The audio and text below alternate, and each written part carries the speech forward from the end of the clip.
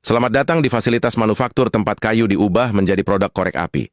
Dikarenakan cadangan minyak bumi menipis, masyarakat di India lebih memilih menggunakan pemantik api yang terbuat dari kayu. Selain harganya murah, cara ini lebih efektif dalam menjalankan perekonomian dan mengurangi pengangguran di negaranya. Cerita ini dimulai dengan para pekerja memanggul dan mengangkut balok-balok kayu besar dari truk ke tempat penyimpanan atau area pemrosesan awal. Langkah pertama adalah memotong balok-balok kayu gelondongan menjadi potongan yang lebih pendek menggunakan gergaji mesin industri. Potongan-potongan ini kemudian dibawa ke pekerja yang bertugas mengupas kulit luar, kulit kayu. Dengan menggunakan parang atau pisau besar, memastikan hanya bagian kayu inti yang siap diolah lebih lanjut. Potongan kayu yang sudah bersih kemudian dipasang pada mesin bubut berputar.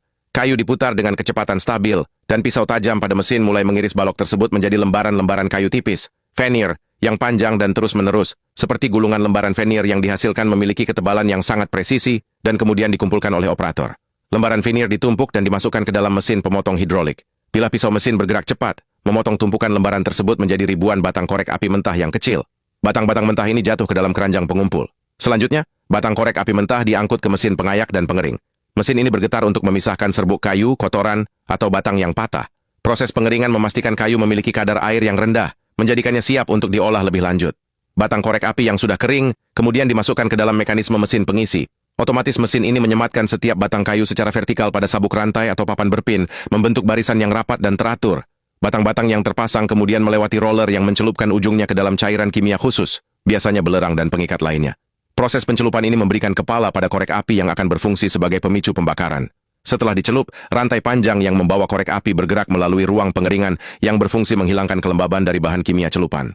Langkah selanjutnya adalah perakitan kotak dan pengisian. Secara paralel, mesin lain memproduksi kotaknya. Kotak luar yang dicetak, sarung, dan kotak dalam, nampan, berjalan di konveyor mesin, merakit kedua bagian tersebut, melipat, mengoleskan lem, dan memasukkan nampan ke dalam sarung. Kemudian, material gesek, biasanya fosfor merah dan bubuk kaca, dioleskan ke sisi luar kotak. Kotak-kotak yang sudah dirakit sempurna berjalan di bawah mekanisme pengisian. Batang-batang korek api yang sudah jadi dijatuhkan ke dalam corong mesin pengisi, dan mesin secara otomatis mengisi setiap kotak dengan jumlah batang yang telah ditentukan. Pekerja wanita berdiri di sepanjang konveyor untuk melakukan inspeksi visual dan menutup kotak-kotak yang terisi. Ini adalah tahap kontrol kualitas manual untuk memastikan tidak ada kotak yang kurang terisi atau rusak. Kotak-kotak korek api yang sudah siap kemudian dikumpulkan dan ditumpuk ke dalam paket yang lebih besar, misalnya paket berisi 10 atau 12 kotak. Lalu dimasukkan ke mesin pembungkus otomatis untuk disil dengan kertas atau plastik berlabel merek dagang. Pada tahap terakhir, paket-paket yang lebih kecil ini digabungkan lagi menjadi karton besar yang kemudian dibungkus dan disegel secara manual oleh pekerja. Dengan selesainya proses pengepakan, produk siap untuk didistribusikan ke pasar.